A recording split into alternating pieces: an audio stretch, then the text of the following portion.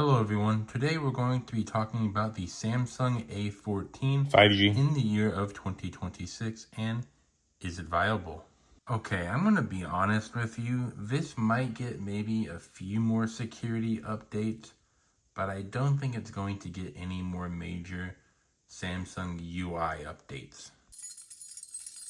You paying attention? If you really think about it, is this going to be a good device for you to use in the very, very near future?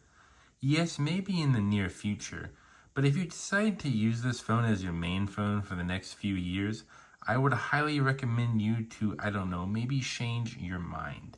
This device is not going to be good for a majority of the users, and that's why I believe you should not buy this phone unless you're going to use it for a very specific purpose. If you're like me, then you'll probably be okay with buying these sort of phones that are very inexpensive if you make money on these devices. Like for this device, I did watch a couple ads on this device specifically, maybe like $2 or $3 worth. Watch time, hey. Other than that, you're not gonna find too much use of this device because let's go right into it, shall we? This does have a 6.6 inch screen and it does have a 50 megapixel main rear camera.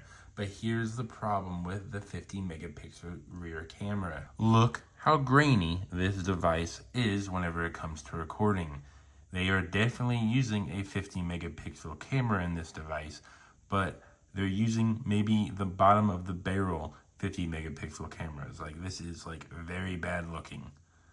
And I'm not even in night mode. Yes, if I put it in night mode, it would look a little bit better. But I believe this would only be good if you're going to use a tripod.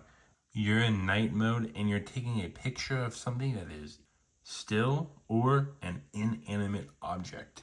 This device came into two chipsets. I believe I have the MediaTek MT76769.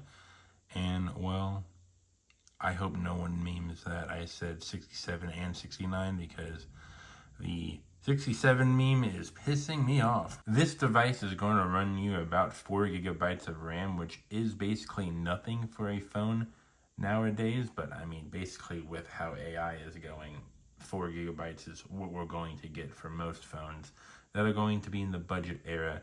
So this is going to be maybe a decent phone if you cannot find any other phone.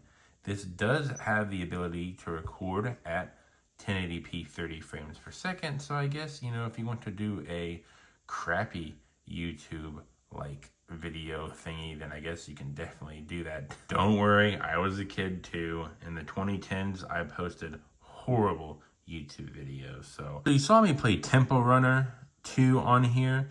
It lags a little bit whenever you're playing MapleStory Idle, and that's like one of the new benchmarks that I have for a lot of these older phones is because if it can run MapleStory Idle, then, it can basically run most games that you want to play.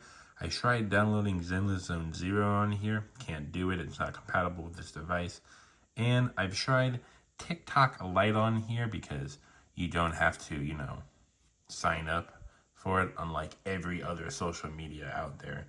Maybe I just gotta come up with a stupid social media login to go on to every time I want to log into one of these stupid devices. Dude, possums are so cute.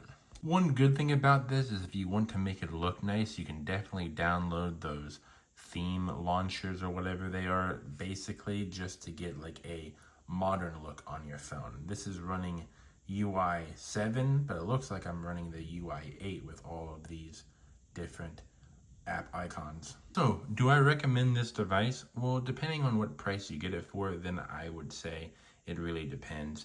If you're okay with getting a locked device and you're just aiming to make money on it, maybe it's worth it.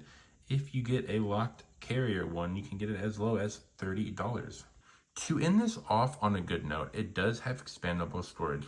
It does have a headphone jack, and it does have a USB Type-C charging port with 15-watt fast charging capabilities.